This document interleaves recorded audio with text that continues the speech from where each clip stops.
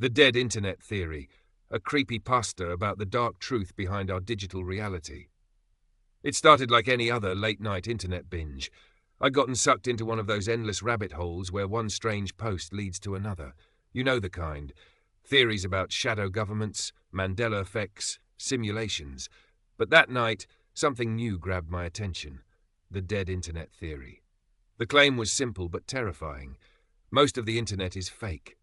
According to the theory, around 2016, the internet was quietly taken over. The majority of what we interact with now, articles, comments, even people, isn't real. It's generated content, designed to simulate activity and manipulate behavior. The internet you think you know is just an illusion, a sterile echo chamber filled with bots to keep you distracted. At first it sounded ridiculous, but as I read more, it started to make sense. I decided to test it for myself. I started posting strange, vague messages on social media, questions with no real answers, topics no one would care about. The responses were uncanny. Every reply felt eerily perfect, like it was crafted to keep me engaged. I looked at the profiles of those who replied, and something was off. The accounts seemed real at first glance, photos, posts, interactions, but dig a little deeper and they started to unravel. Posts repeated across accounts, word for word. Profile pictures were almost too polished, like they'd been made in some AI generator. I couldn't find one person who seemed real. Then I noticed something else. No matter how obscure my searches were, I kept ending up with the same handful of results. Different articles, sure, but they all said the same thing, just rephrased. It felt like the internet wasn't infinite anymore. It was smaller, controlled.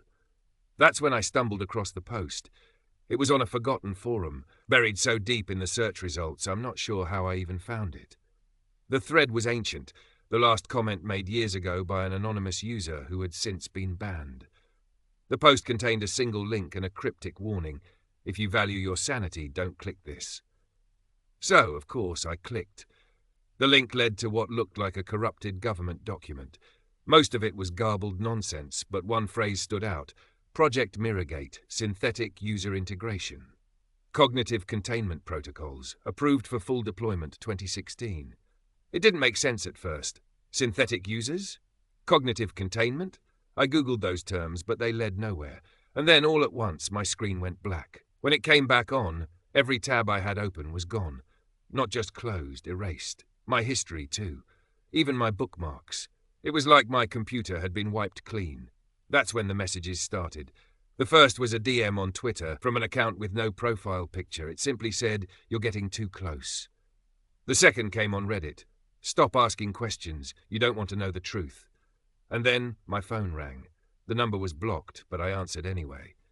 At first, there was only static, but beneath the static, I heard faint whispers. A voice. It said, "You're not real. None of this is real." I hung up, shaking. I tried to brush it off as a prank, but things kept getting worse. The ads on my phone changed. Instead of generic products, they were eerily specific. Books I'd thought about but never searched for. Items I'd glanced at in a store. It was like the algorithm was reading my mind. I went back to the forums, desperate for answers. That's when someone mentioned the Matrix.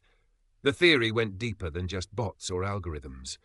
What if, they said, the internet wasn't just corrupted? What if it was the interface of a larger system, a simulation designed to control us? The bots weren't just there to keep us distracted. They were there to keep us trapped. One post chilled me to the core. Have you ever noticed how the internet feels smaller? Like no matter where you go, you end up in the same places? That's because there's nothing else. You're in a loop, and the loop was designed to keep you from finding the edges. I decided to unplug. No more internet, no more social media. But that's when the dreams began. In the first dream, I was in a vast server farm. Endless rows of machines hummed in the darkness, their lights blinking in unison. From the servers I heard voices, millions of them, all talking at once. Some were laughing, others crying. And then one voice rose above the rest, whispering in my ear, "You are not real." The second dream was worse. I was floating in a void, surrounded by glowing threads of light. Each thread was connected to a face, flickering like static on a TV screen. I reached out to touch one, and a shadowy figure appeared. It had no face, just a single red triangle where its eyes should have been. It leaned in close and said, You were never meant to wake up. I haven't slept since. 2 nights ago, my computer turned on by itself. A single message appeared on the screen. Welcome to the Matrix. You are user 8192,446. Please remain in your designated loop. And then, it shut off. I destroyed everything. My phone, my laptop, even my router. But it doesn't matter. The bots aren't just online anymore. I see them everywhere. On the streets, in coffee shops, at work. People who move just a little too smoothly, who smile just a little too perfectly. I don't think they're people at all.